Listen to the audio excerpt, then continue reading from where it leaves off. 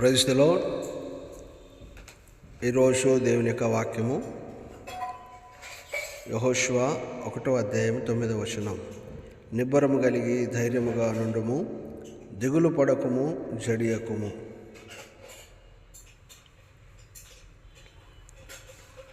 Be strong of a good courage, be not afraid, neither be thou dismayed.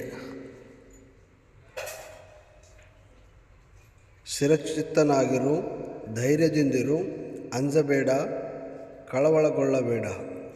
దేవుని సంగమా, ఏ విషయం అయితే నువ్వు భయపడుతున్నావో ఆ విషయంలో నువ్వు భయపడక దేవుని యందు నమ్మకం కలిగి విశ్వాసం కలిగి ఉండు.